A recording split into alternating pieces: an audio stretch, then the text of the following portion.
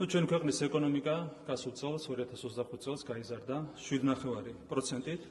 ჩვენი ეკონომიკა გაიზარდა 3.9 მილიარდი დოლარით გასული ერთი წლის განმავლობაში 2025 წელს, რაც არის შთამბეჭდავი გაჩვენებელი. პირველად ისტორიაში საქართველოს ეკონომიკა გადასდა 100 მილიარდ ლარს და შეადგინა 104.6 მილიარდი ლარი. მე მინდა შეგახსენოთ, რომ 2012 წელს, როდესაც ქართული ოცნება მოვიდა ხელისუფლებაში, ჩვენ დაგვხვდა ეკონომიკა 28 მილიარდი ლარი, 28 მილიარდზე ნაკლები და სულ რაღაც 5 წლის წინ 2020 წელს ჩვენი ეკონომიკა იყო 50 მილიარდზე ნაკლები. ეს ნიშნავს იმას, რომ გასული 5 წლის განმავლობაში ლარში ჩვენი ეკონომიკა გაორმაგდა, დოლარში კიდევ უფრო მეტად გაიზარდა გამომდინარე იქიდან, რომ ჩვენ მოვახერხეთ ლარის კურსის დასტაბილურება, გამყარება. შესაბამისად, გვაქვს ზრდის ძალიან შთამბეჭდავი მაჩვენებლები, როგორც 5 წლის ჭრილში, ასევე გასული წლის განმავლობაში. დოლარში 2020 წელს ჩვენი ეკონომიკა იყო 16 მილიარდი, ხოლო 2025 წელს გახდა 38.1 მილიარდი. ეს ნიშნავს იმას, რომ დოლარში კიდევ უფრო შთამბეჭდავია ჩვენი ზრდის მაჩვენებელი. საშუალო ზრდა გასული 5 წლის განმავლობაში შეადგენდა 9.3%-ს და რომ ავიღოთ იანვარ-აპრილის მაჩვენებლები, ზრდამ შეადგინა წელს უკვე 8.2%. ეს ნიშნავს იმას, რომ ეკონომიკური ზრდის მაღალი ტემპი არის შენარჩუნებული მიმდინარე წელსაც და ჩვენი ერთ-ერთი უმთავრესი პრიორიტეტია, რა თქმა უნდა, ზრდის მაღალი ტემპის შენარჩუნება.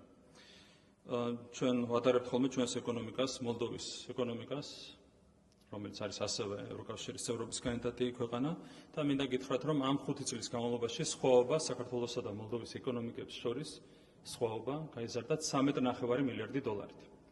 ეს ნიშნავს იმას, რომ სხვაობა ჩვენს ბიუჯეტებს შორის უშუალოდ გაიზარდა დაახლოებით 3.5 მილიარდი დოლარით.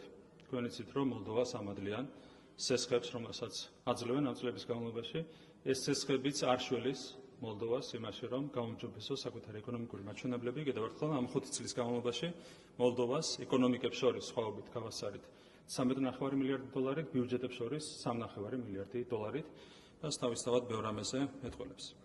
ასევე გვაქვს საერთაშორისო სავალუტო ფონდის საშუალოებიანი პროგნოზი, რომლის თანახმადაც 2026-21 წლებში საქართველოს ექნება ზრდის ყველაზე მაღალი მაჩვენებელი, როგორც ფართო რეგიონში, ასევე მთლიანად ევროპის მასშტაბით.